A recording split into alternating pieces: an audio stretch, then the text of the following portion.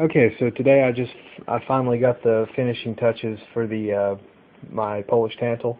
I'll go over what I've done to it from back to front. Um, these two parts right here and the lower forearm are Bulgarian surplus. You can see they've got the lightning cut, and it's the newer style plastic polymer plum furniture. This is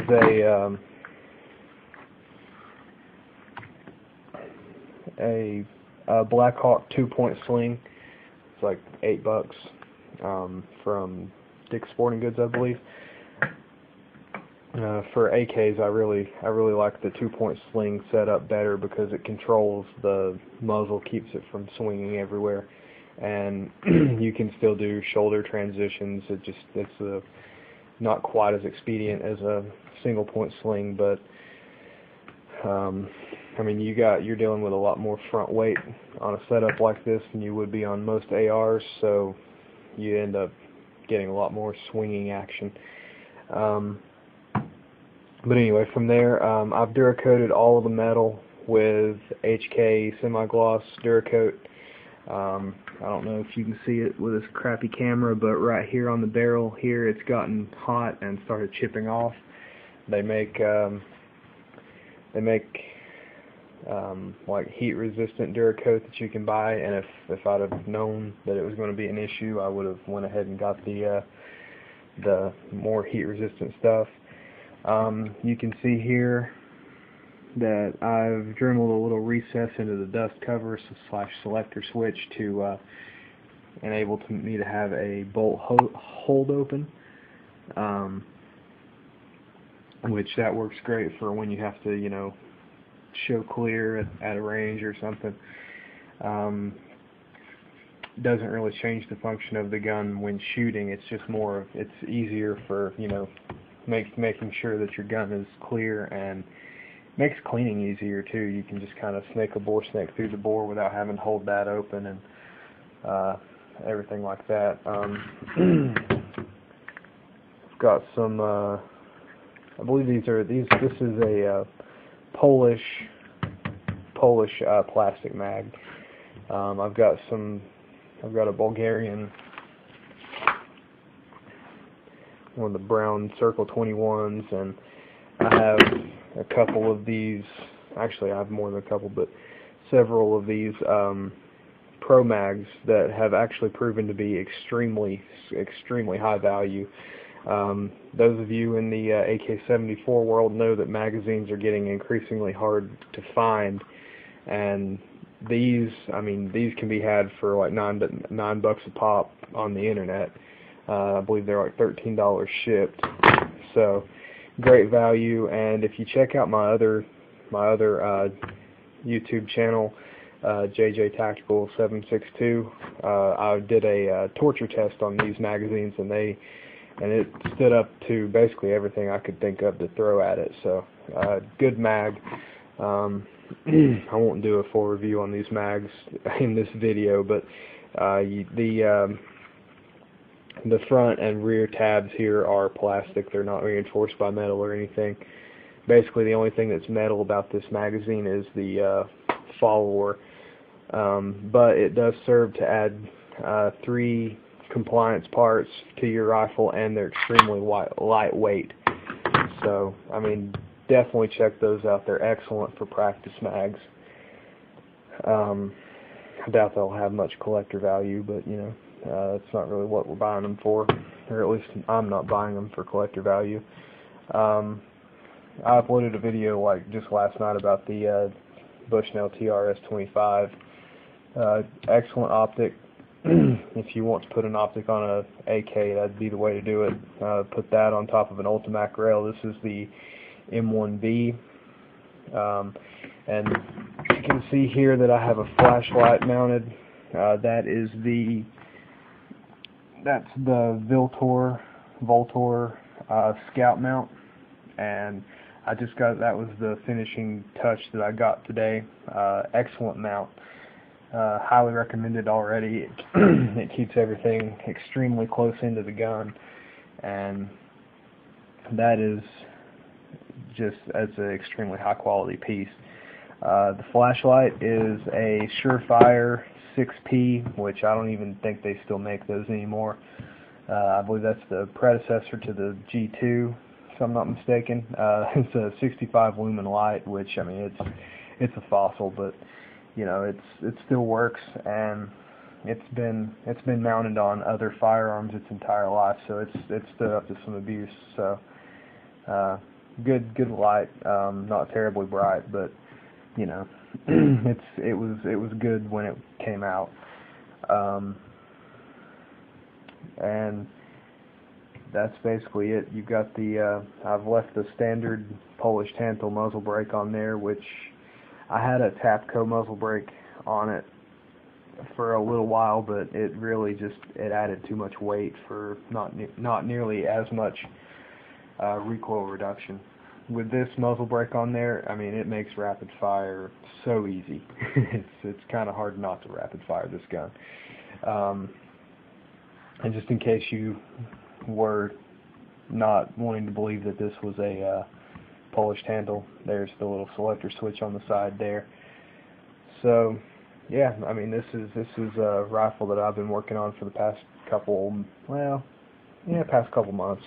about 2 months, and I mean, I'm extremely happy with it. It's a Century Polish Tantal build, and even though it is Century, I have yet to have a single malfunction out of it. I mean, I honestly can't think of a single. I haven't even had to clear any jams with it. So I'm using the Russian 7N6 ammo with the steel core stuff. This stuff is extremely corrosive. I shot this rifle probably 200 or 300 rounds through it the other day and waited like a day to clean it, and I was already starting to get like green corrosion right there and in the muzzle brake and stuff. So if you're going to shoot that ammo, I mean, it's cheap, but if you're going to shoot it, you have to clean it. Whereas, you know, other like AK-47s and stuff, non-corrosive ammo is widely available, and you can just let them go for years without cleaning them. But not the case with the corrosive 74 ammo. This stock, it's the Warsaw packed length. It's, I don't know if you can really see it, but it is on the website. They marketed it as being black, but it's really plum, which I actually think that's kind of cool, that it's just plum. This stock has the little cleaning kit hole in the back there, lightning cuts, which I like, and this is basically just your standard US 922R compliant cheap pistol grip. I haven't seen any reason to upgrade that yet. As with any Century build, you're going to get the Tapco G2 trigger, which awesome trigger. I wish every company put those in there, but you know. Let's see what else you got. You got sights out to 1,000, graduated out to 1,000 meters, and I don't know if it'll pick it up, but I painted the top of my front sight post red for just aiding in invisibility. That hole, if you get a Polish Tantal, you'll probably notice that hole right there. I believe these used to be night sights back when they were in service, but they removed the tritium or whatever they used to make it night sights, and so you're left with that hole. You could very easily fill that in with some white crayon or something to put a little dot so that you could stack the front up with the back. I mean, it would make the sights much better. But yeah, anyway, I'll try to not ramble too much. But anyway, this is my final version of the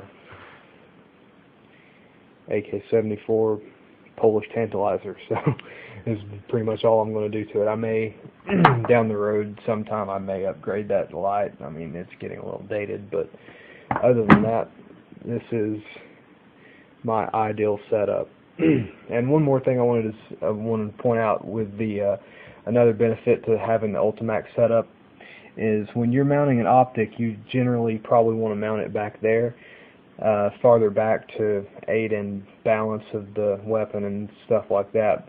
But they give you a lot of extra rail out through here, which allows you to use this type of flashlight mount, so that you really only have to have one rail on your gun, which makes it much more streamlined, and you don't have to have like a railed lower fore end or anything like that, unless you just want like an AFG or something on there, which I don't care.